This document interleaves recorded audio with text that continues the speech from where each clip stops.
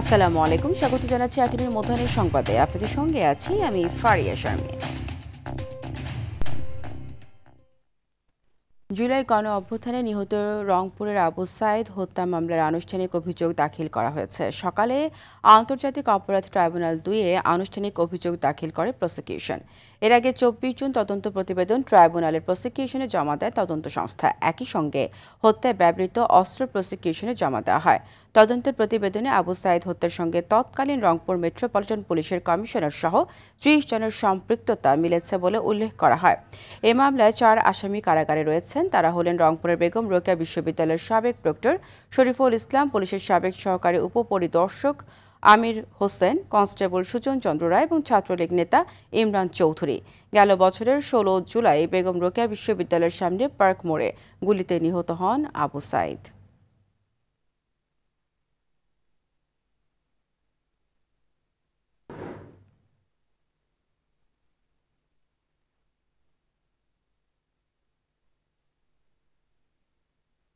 এ বিষয়ে আরও জানাতে আন্তর্জাতিক অপরাধ ট্রাইব্যুনাল থেকে সরাসরি যুক্ত হচ্ছেন সহকর্মী GM মাহমুদ। আবু সাইদ হত্যা মামলার আনুষ্ঠানিক অভিযোগ দাখিল করা হয়েছে ট্রাইব্যুনালে। এই বিষয়ে প্রসিকিউশন কি বলেছে জানাবেন।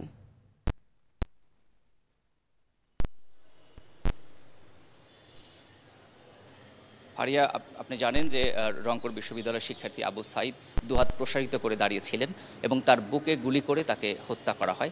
যে হত্যাকাণ্ড আসলে জুলাই আন্দোলনের প্রতীক হয়ে ওঠে এবং পরবর্তীতে হয়ে ওঠে প্রতীক, যা আসলে সারা বিশ্বের বিবেককে নাড়িয়ে দেয়। এই মানবতা বিরোধী অপরাধের মামলাটি আজ ট্রাইব্যুনাল 2-এ উঠেছে এবং আনুষ্ঠানিক অভিযোগপত্র দাখিল করেছে প্রসিকিউশন। বেলা 11টায় আসলে দাখিল করা হয়। আমরা যতটুকু জেনেছি যে কিছুক্ষণের মধ্যেই এ বিষয়ে শুনানি শুরু হবে, যেখানে আসলে চিফ প্রসিকিউটর তিনি উপস্থাপন করবেন তদন্ত প্রতিবেদনে আসলে কি বিষয়গুলো উঠে এসেছে এবং কারা কারা জড়িত রয়েছে। এর আগে তদন্ত সংস্থা যে তদন্ত প্রতিবেদন জমা দিয়েছে সেখানে 30 জনের সম্পৃক্ততার কথা উঠে এসেছে। যদিও এই মামলার 4 আসামি এখনো পর্যন্ত আসলে আটক রয়েছে, আর বাকি আসামিগুলো পলাতক রয়েছে। আমরা আরও তথ্য পেয়েছি যে আজকের শুনানিতে উঠে আসতে পারে যে পরবর্তী শুনানির তারিখ আসলে কি হতে পারে, অথবা যে আসামিগুলো পলাতক রয়েছে তাদের উপস্থিত হতে পত্রিকায় বিজ্ঞপ্তিও আসতে পারে, অথবা তাদের পক্ষে রাষ্ট্রনিযুক্ত আইনজীবীও নিয়োগ করা হতে পারে। আমরা এমন তথ্য পেয়েছি। যদিও আমরা অপেক্ষা করছি, পরবর্তী সংবাদে হয়তো আপনাকে জানাতে পারবো যে এই আসলে আন্তর্জাতিক অপরাধ ট্রাইব্যুনাল 2 থেকে কি নির্দেশনা অথবা বিচারিক কার্যক্রম কি হতে পারে। তো এই ছিল আমার কাছে ট্রাইব্যুনাল থেকে সর্বশেষ আপডেট।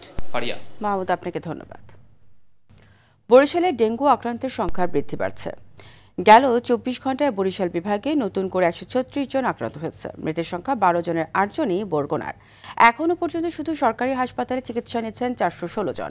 বরিশাল শেরে-ই-বাংলা মেডিকেল কলেজ হাসপাতালে, সদর জেনারেল হাসপাতাল ও জেলার অন্যান্য সরকারি হাসপাতালগুলোতে এরা ভর্তি হয়ে চিকিৎসা নিচ্ছেন। অপরদিকে 136 জন আক্রান্তের মধ্যে 76 জনই বরগুনার। এ তথ্য জানিয়েছেন বরিশাল স্বাস্থ্য অধিদপ্তর। এদিকে বরিশালে এখন পর্যন্ত 3 জন করোনা আক্রান্ত হয়েছে বলে জানান হাসপাতাল কর্তৃপক্ষ। এর মধ্যে 2 জনই বরিশাল সদর জেনারেল হাসপাতাল ও একজন বরিশাল আগৈলঝড়া।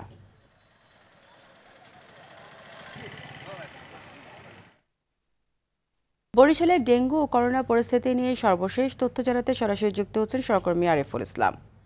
আরিফ, বরিশালে দিন দিন ডেঙ্গু রোগীর সংখ্যা বাড়ছে কেন এবং এই ক্ষেত্রে এর করণীয় কি হতে পারে, আর করোনা রোগীদের পরীক্ষার জন্য পর্যাপ্ত কিট কি আছে কিনা জানাবেন এবং রোগীরা কেমন সেবা পাচ্ছেন সে বিষয়ে জানবো। জি, ধন্যবাদ আপনাকে। আসলে প্রথমে একটু তথ্য জানিয়ে রাখি, আমি এখন যেখানটিতে দাঁড়িয়ে আছি ঠিক বরিশাল শের-ই-বাংলা মেডিকেল হাসপাতালের প্রধান ফটক। এই ফটকের সামনে কিছুক্ষণ আগে একটি মানববন্ধন হয়েছে। এখানে যে নাগরিক সমাজ রয়েছে তাদের দাবিটি ছিল যে এই বরিশালের যে শের-ই-বাংলা মেডিকেল কলেজ হাসপাতালটি, এই হাসপাতালটি 2 কক্ষ বিশিষ্ট, অর্থাৎ একটি পুরানো ভবন এবং নতুন একটি ভবন করা হয়েছে মেডিসিন বিভাগ। সেখানে কিন্তু তারা চাচ্ছেন যে মেডিসিন বিভাগকে শুধুমাত্র করোনা এবং ডেঙ্গুর জন্য নির্দিষ্ট করে রাখা হোক এবং পুরানো ভবনই মেডিসিন বিভাগের যারা আছে তাদেরকে পুরানো ভবনে স্থানান্তর করা হোক।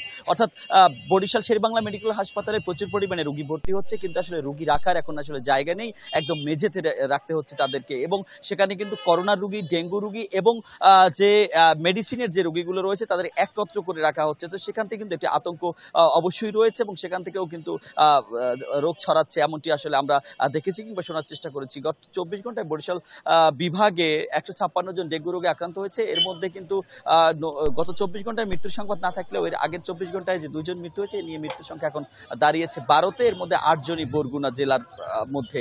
আর অপরদিকে ডেঙ্গুতেও কিন্তু 3 জন আক্রান্ত হয়েছে। আপনি জানবেন গোটা 3 জনই কিন্তু বরিশাল এই জেলা শহরে, 2 জন বরিশাল শহরে এবং 1 জন আগলঝাড়া উপজেলায়। তো এদেরকে নিয়ে কিন্তু স্বাস্থ্য কমপ্লেক্স আসলে চিন্তিত, তবে চিন্তিত থাকলেও তাদের আসন এবং জনবল সংকটের একটি খোড়া অজুহাতের কারণে তারা আসলে বসে আছে। কিট সংকটের বিষয় যেটি বলছেন, আসলে কিট রয়েছে বরিশালে, তবে একটি দুঃসংবাদ সেটি হচ্ছে যে গোটা দক্ষিণ অঞ্চলের মধ্যে একমাত্র স্বাস্থ্য কেন্দ্রের যে ডেঙ্গু পরীক্ষা করার কেন্দ্র বরিশাল শেরেবাংলা মেডিকেল হাসপাতালের একটি RT-PCR ল্যাব, এই ল্যাবটি কিন্তু দীর্ঘদিন যাবত নষ্ট রয়েছে এবং সেখানে কিট সংকট রয়েছে। তবে যে কিটগুলো রয়েছে উপজেলা স্বাস্থ্য কমপ্লেক্সে, সেখানে র্যাপিড করে তাদেরকে যেই তথ্যটি পাওয়া যায়, সেখানে প্রাথমিকভাবে শনাক্ত যদি ডেঙ্গু হয়, করোনা হয়, তাহলে তাদেরকে চিকিৎসা দেওয়া হয়। এছাড়া কিন্তু তাদের আসলে চিকিৎসা দেওয়ার মতো কিংবা পরীক্ষা নিরীক্ষা করে নির্দিষ্ট করে যে ডেঙ্গু করোনা হয়েছে সেরকম আসলে পরিস্থিতি এখন বরিশালে আপাতত বন্ধ। তবে একটি বিষয় আপনাকে জানিয়ে রাখি, সেটা বৃদ্ধি পেয়েছে এমনকি আমাদেরকে আপনাকে ধন্যবাদ। এনবিআর কমপ্লিট শাটডাউন কর্মসূচির কারণে শনি ও রোববার চট্টগ্রাম কাস্টমস হাউসে কাজ হয়নি। এতে bill of entry, bill of export, শুল্কায়ন, শুল্ক পরিশোধ, কন্টেইনার ডেলিভারি সহ সব ধরনের কাজই বন্ধ ছিল। ফলে অচল অবস্থা তৈরি হয় চট্টগ্রাম বন্দর এবং 21টি বেসরকারি অফডকে।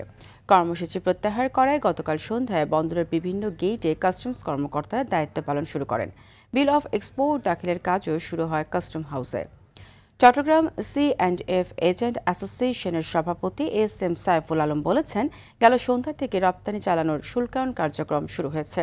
আজ থেকে পুরোদমে কাজ চলবে।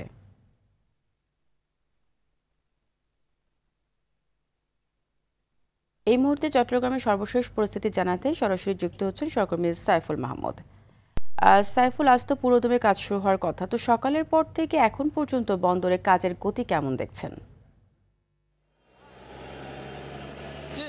আসলে যেমনটি বলেছেন, চট্টগ্রাম বন্দর সকাল থেকে কিন্তু পুরোপুরি চালু হয়েছে। বিশেষ করে গতকাল রাত থেকে চট্টগ্রামের 21টি বেসরকারি অফডক ছিল, সেগুলোতে কিন্তু গতকাল রাত থেকে কার্যক্রম শুরু হয়েছে এবং এই কার্যক্রমের ফলেই কিন্তু আসলে চট্টগ্রাম বন্দরে সকালবেলা বিভিন্ন জাহাজ থেকে 310টি কন্টেইনার নামানো হয়েছে আমদানি পণ্য, এবং একটি জাহাজ রপ্তানি বোঝাই কন্টেইনার নিয়ে একটি জাহাজ চট্টগ্রাম বন্দর ছেড়ে গেছে। ইতিমধ্যে চট্টগ্রাম বন্দরের গেট দিয়ে 50টিরও অধিক কার, মাইক্রোবাস এবং বিভিন্ন ধরনের গাড়ি কিন্তু বিলাসবহুল গাড়ি কিন্তু বের হয়েছে এবং এই পণ্যগুলো কিন্তু বিশেষ করে গত 2 দিন ধরে কিন্তু আটকা ছিল, এগুলি বের হতে পারেনি, যেহেতু কাস্টমসের যে কর্মকর্তারা আসলে ধর্মঘটের ডাক দিয়েছিলেন সেজন্য বের হতে পারেনি। এখন ধীরে ধীরে কিন্তু এগুলি বের হচ্ছে এবং পুরো দমে কাজ শুরু হয়েছে। এই যে 2 দিন আসলে কাজ বন্ধ ছিল, সেই 2 দিনে কিন্তু 4,000-এরও অধিক কন্টেইনার কিন্তু চট্টগ্রাম বন্দরে জট সৃষ্টি করেছিল। এই জটগুলো আসলে কাটিয়ে উঠতে তারা বলছে, তবে পুরোপুরি কাজ চলছে ইতিমধ্যে। চট্টগ্রাম বন্দর এবং চট্টগ্রাম কাস্টমসের কিন্তু যারা কর্মকর্তারা আছে তারা কিন্তু একেবারে গতকাল রাত থেকে কিন্তু বিভিন্ন গেটে গেটে গিয়ে কাগজপত্র দেখছেন এবং কাজ শুরু করেছেন এবং গতকাল রাত থেকে কিন্তু পণ্য ডেলিভারি দেওয়া শুরু করেছেন। চট্টগ্রাম বন্দরের সচিব তিনি জানিয়েছেন, আসলে গতকাল থেকে তারা পণ্য ডেলিভারি দিচ্ছেন। কাস্টমসের কাগজপত্র ঠিক থাকলে তারা কিন্তু খুব দ্রুত সময়ের মধ্যে এই পণ্যগুলো ডেলিভারি দিচ্ছেন। তবে বন্দর ব্যবহারকারীরা জানিয়েছেন, আসলে এই যে 2 দিন কাজ হয়নি, সেই 2 দিন বিশেষ করে গার্মেন্টস পোশাক শিল্পে কিন্তু একটা বড় ধরনের প্রভাব পড়েছে। এর আগে 3টি জাহাজ রপ্তানি বোঝাই পণ্য নিয়ে কিন্তু ছেড়ে যাওয়ার কথা ছিল, কিন্তু সেই জাহাজগুলো যেতে পারেনি শুধুমাত্র কাস্টমসের পরীক্ষা নিরীক্ষার ফলে। ইতিমধ্যে কিন্তু আসলে সেই সমস্যার সমাধান হয়তো দ্রুত সময়ের মধ্যে হয়ে যাবে বলে মনে করতেন এখানকার যারা বন্দর ব্যবহারকারী আছে তারা, এবং একই সাথে তারা আরও মনে করতেন আসলে এই ধরনের হয়তো ভবিষ্যতে আর সমস্যা পড়তে না হতে পারে। এই বিষয়টি সরকারকে তারা গুরুত্ব সহকারে দেখতে বলা হয়েছে। ইতিমধ্যে চট্টগ্রাম বন্দরের কার্যক্রম পুরোপুরি শুরু হয়েছে এবং এতে কিন্তু সবাই কিন্তু খুবই খুশি। এই ছিল ফারিয়া আমার কাছে চট্টগ্রাম বন্দর নিয়ে এই মুহূর্তে সর্বশেষ তথ্য।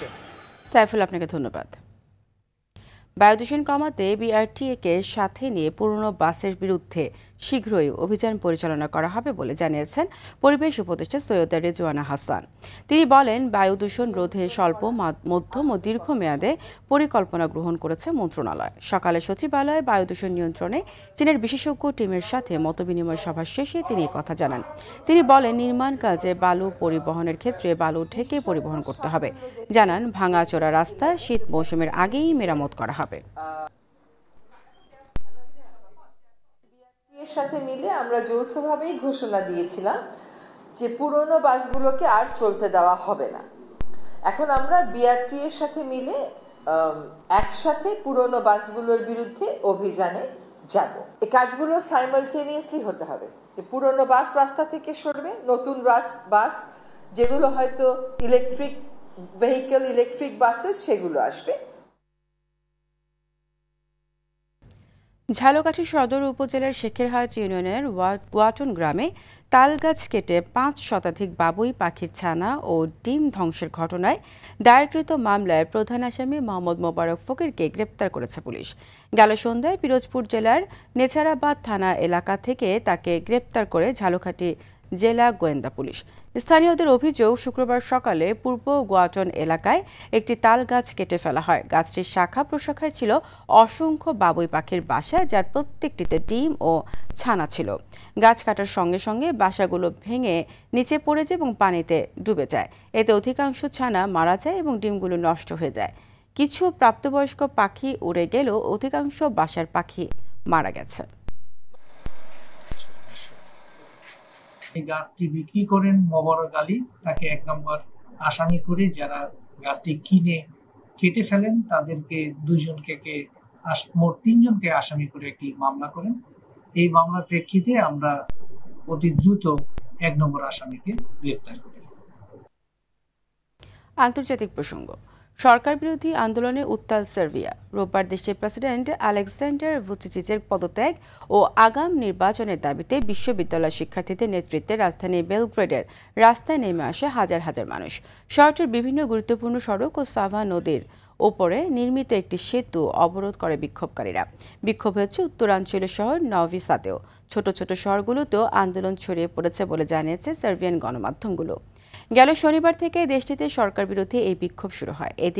এটিকে নাশকতা উল্লেখ করে এখন পর্যন্ত 77 আন্দোলনকারীকে গ্রেফতার করা হয়েছে বলে জানিয়েছেন সার্বিয়ান স্বরাষ্ট্রমন্ত্রী ইভিচা ডাচিচ।